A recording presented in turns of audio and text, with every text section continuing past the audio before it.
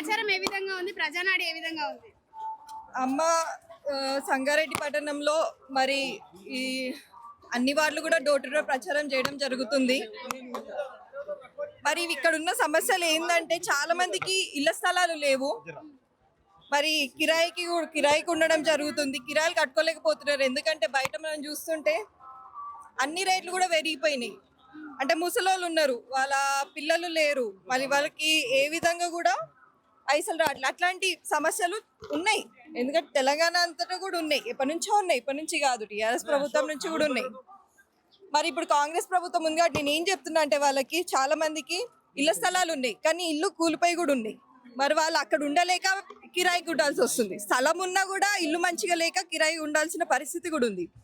వాళ్ళకి నేను చెప్పడం ఏంటంటే ఇందిరమ్మ పథకం పైన వాళ్ళకి ఇళ్ల స్థలం ఉంటే ఇల్లు కట్టియడం, అంటే ఆ ఏరియా బట్టి దాన్ని బట్టి వాళ్ళకి ఎంతైతే అవసరం ఉందో అంత పైసలు వాళ్ళకి అలాట్ చేయమని చెప్పి మా వార్డ్ మెంబర్ని గెలిపిమని చెప్పి మేము వాళ్ళకి చెప్పడం జరుగుతుంది. మరి ఇళ్ల స్థలాలు లేక కిరాయికి ఉన్న వాళ్ళకి మాత్రం ఇందిరమ్మ ఇల్లు 80 గజాలు ఇవ్వడం కూడా జరుగుతుంది. జగ్గారెడ్డి గారు గతంలో కూడా చెప్పడం జరిగింది. సదాశివపేటలో సంగారెడ్డిలో ఎవరికైతే ఇళ్ల స్థలాలు లేవో వాళ్ళకి ఇళ్ల స్థలాలు రేవంత్ రెడ్డి గారికి చెప్పి మరి ఇప్పడం తన బాధ్యత అని తను చాలాసార్లు కూడా మీడియా ముందు ప్రజల ముందు కూడా చెప్పడం జరిగింది.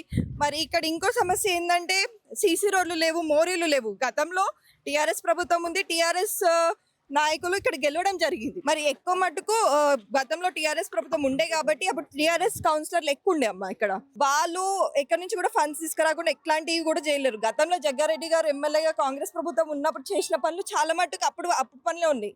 ఇప్పుడు రీసెంట్ గా ఇప్పుడు ఎలక్షన్స్ వస్తున్న 6 నెలల ముందు వేసారు, కానీ గెలిచిన ఎన్ని సంవత్సరాల ముందు కూడా ఇక్కడ కూడా ఎటువంటి డెవలప్మెంట్ లేదు. ఒక రోడ్ వేసి ఏం చెప్తున్నారంటే ఇది వేసినాం కదా వేరే కూడా వేస్తామని చెప్తున్నారు.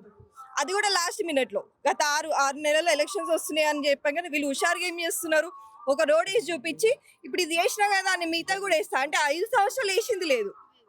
అట్లాంటి పరిస్థితి ఉంది. ఇక్కడనే కాదు, సంగారెడ్డిలోనే కాదు, తెలంగాణ స్టేట్ అంతా ఓవరాల్ గా ప్రాబ్లమ్స్ ఇవన్నీ వీళ్ళకున్న ప్రాబ్లమ్స్. అంటే ఓవరాల్ గా సంగారెడ్డిలో ఉన్న ప్రధాన సమస్య ఇందిరమ్మ ఇల్లు ప్రతి ఒక్కరికి అందాలనే ధ్యేయంతో మీరు ప్రచారం కొనసాగిస్తున్నారు. అవునమ్మా, ఎందుకంటే గతంలో కూడా జగ్గారెడ్డి గారు సదాశివపేటలో ప్లాట్లు ఇవ్వడం జరిగింది, కానీ టీఆర్ఎస్ ప్రభుత్వం రాగానే అది అడ్డుకోవడం జరిగింది, ఇవ్వలేకపోయినాము. మరి ఇప్పుడు కాంగ్రెస్ ప్రభుత్వం వచ్చింది, మరి ఇందిరమ్మ పథకం కూడా రేవంత్ రెడ్డి గారు కూడా చెప్పడం జరిగింది, ఇళ్ల స్థలాలు లేని వాళ్ళకి ఇళ్ల స్థలాలు ఇప్పియాలని చెప్పి. ఆల్రెడీ చాలా ఎకరాలు గతంలో కాంగ్రెస్ ప్రభుత్వం ఉన్నప్పుడే అలాట్ చేయడం జరిగింది, కానీ ఏంటంటే వాళ్ళ ప్రభుత్వం రాగానే అడ్డగించారు.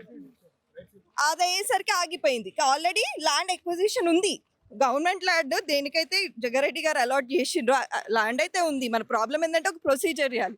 ఎంతమందికి ఇళ్ల పట్టాలు లేవు, ఎంతమందికి ఇల్లు ఉన్నాయి, ఎంతమందికి ఉన్న ఇళ్ల స్థలాల్లో కట్టియాలి, ఇది ఒక లిస్ట్ చేసుకొని మరి ఏ విధంగా అయితే మాకు ఇప్పుడు మున్సిపల్ ఎలక్షన్స్ తర్వాత మా కౌన్సిలర్లు కానీ గెలిచినా గెలవకపోయినా, జగ్గారెడ్డి గారు గెలిచినా గెలవకపోయినా ప్రజల్లోనే ఉన్నారమ్మా.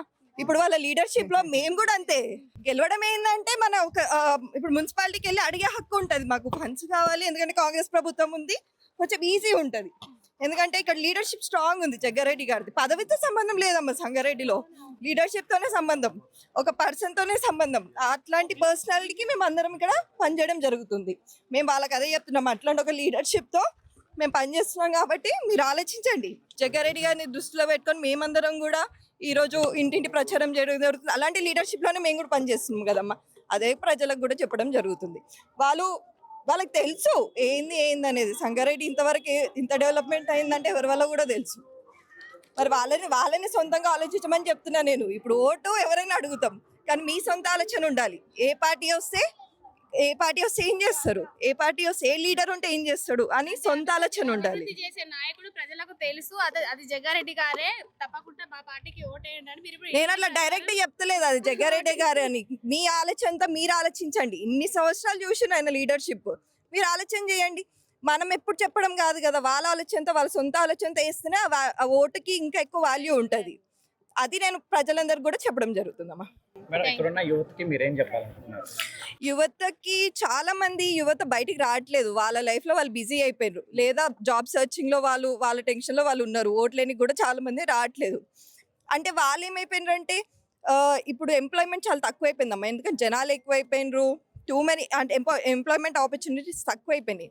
వాళ్ళని కూడా దృష్టిలో పెట్టుకొని మేము చాలా రేవంత్ రెడ్డి గారు కానీ కాంగ్రెస్ ప్రభుత్వం కానీ చాలా ఇండస్ట్రీస్ కూడా సంగారెడ్డికి కూడా తీసుకురావడానికి జగ్గారెడ్డి గారు ప్రయత్నిస్తున్నారు. అట్లా ఆ విధంగా యూత్కి చాలా హెల్ప్ అవుతుంది వాళ్ళ ఫ్యూచర్కి కానీ. ఎందుకంటే ఒక యూత్ ఇంట్లో తనకి ఉద్యోగం ఉంటే తన ఫ్యామిలీ అంతా చూసుకోగలుగుతాడు, ఒక స్ట్రాంగ్ ఉంటుంది.